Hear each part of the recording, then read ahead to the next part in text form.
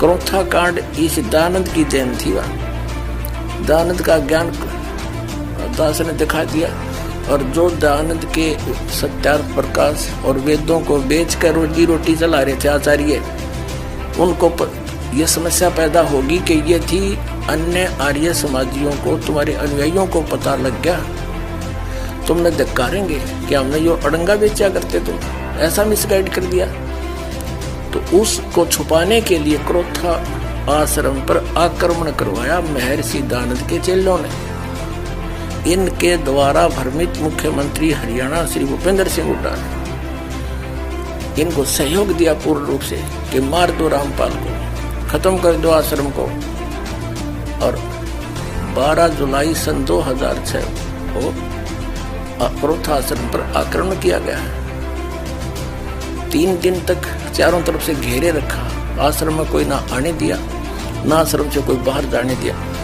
और फिर क्या देखो कमाल, आक्रमण करने वालों को तो इनाम दिया जो पुलिस की गोलियों से घायल हुए, और आश्रम के भक्तों पर झूठा मुकदमा बना दिया 302 का। हम अंदर बैठे आश्रम में, और 148-49 धारा भी हमारे पर लगा के और 302 के झूठे मुकदमे में फंसा दिए। 21 महीने जेल में रखा ये दास।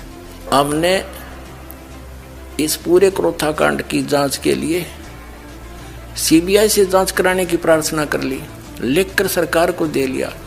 High court, Punjab and Haryana high court के अंदर ये हमने केस डाल रखा है कि हमारा निर्णायक तरीके से केस नहीं बनाया गया है, इस पर पुनर्विचार हो, और जिनको मुख्यमंत्री जी ने इनाम दिए हैं आक्रमणकारियों को, उनके ऊपर केस किया जाए।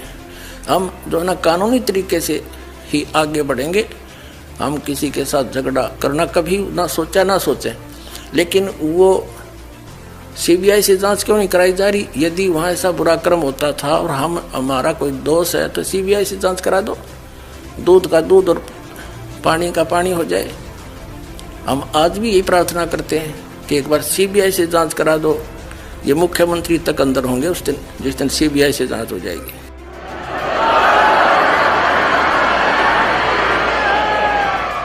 ये मुख्यमंत्री हरियाणा श्री भूपेंद्र सिंह जी का इसमें मेन रोल है। इनाम आक्रमणकारियों के नाम देता है ये व्यक्ति।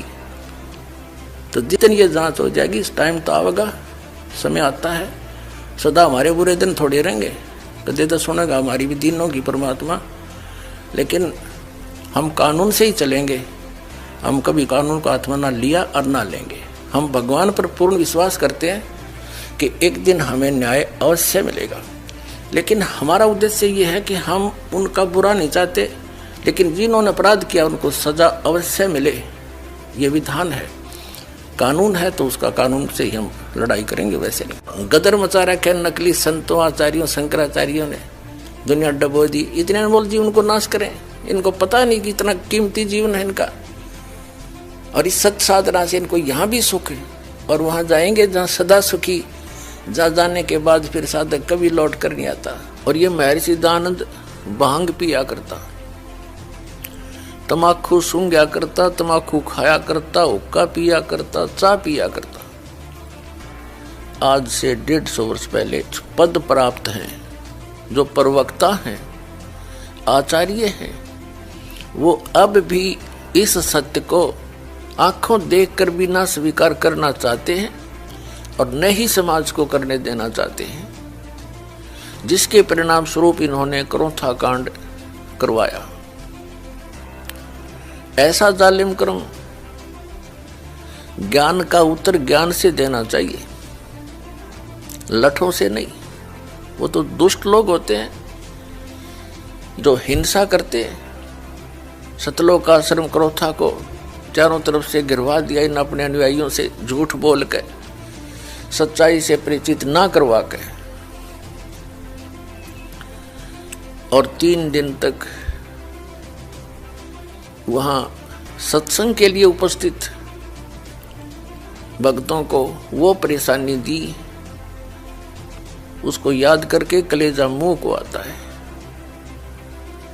यहाँ आश्रम के अंदर नवजात शिशु, रोगी व्यक्ति, बूढ़े, बुजुर्ग आते हैं।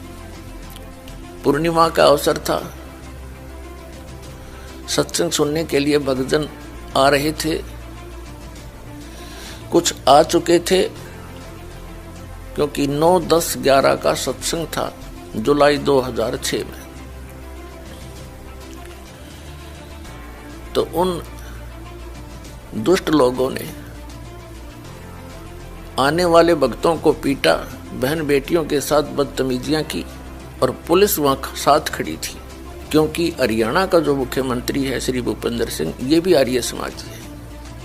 इन सब को इन्होंने भ्रमित किया, आचार्यों ने, जनता को भी, मुख्यमंत्री को भी, कि आश्रम के अंदर बहुत बुरा कर्म होता है।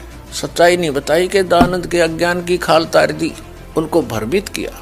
और जिस कारण से पुलिस के समक्ष मुख्यमंत्री की सलाह से 3 दिन तक वो परेशानी पैदा की, हाहाकार आश्रम में मची रही। रोगियों को दवाई नहीं, बच्चों को दूध नहीं, क्योंकि बाहर से कोई भी सामग्री अंदर नहीं आने दी। और 3 दिन भूखे प्यासे भय के वातावरण में जीवन व्यतीत किया। और 12 जुलाई 2006 को, सन 2006 को आक्रमण करवा दिया, चारों तरफ से घेर लिया आश्रम को। आश्रम में उपस्थित भक्तों ने उन बूढ़े बुजुर्ग, रोगी और नवजात शिशुओं की और लेडीज की, बहनों की रक्षा के लिए हवाई फायर किए। और तीसरे दिन हमारे ऊपर एक झूठा केस बनाकर 302 का हमें जेल में डाल दिया, आश्रम छीन लिया, लुटवा दिया। पुलिस की प्रेजेंस में चोरियां करवा दी, एसी तक उठवा दिए। तो पुण्यात्माओं, इस सब जुल्म का कारण वो आचार्य हैं, वो प्रवक्ता हैं, जिनको स्वयं ज्ञान नहीं था कि महर्षि सिद्धांत सचमुच इतना बुद्धिहीन था।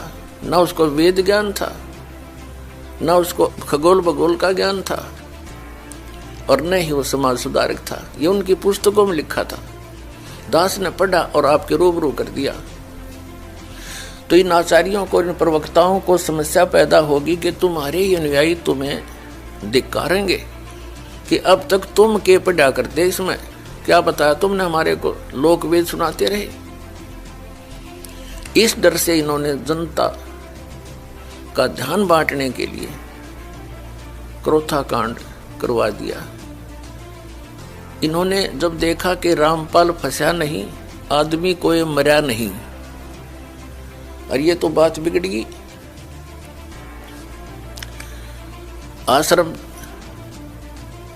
का नाश करने के लिए, प्रचार बंद करवाने के लिए इन्होंने स्वयं ही एक व्यक्ति को मार डाला, क्योंकि शराब प्या के बदमाश ला रखे थे, स्वयं भी इनके अनुयायी आए हुए थे। तो इन्होंने सुनियोजित तरीके से वो जुल्म कर दिया। उस मृतक के सब लक्षण प्रत्यक्ष करते हैं कि आश्रम से चली गोलियों से उसकी मृत्यु नहीं हुई। ये लैब, जो लेबोरेटरी होती है जहां से सरकार ने खुद जांच कराई है, उस लेबोरेटरी की रिपोर्ट में, FSL रिपोर्ट वो बताते हैं, उसको बोलते हैं, उसमें स्पष्ट किया गया है।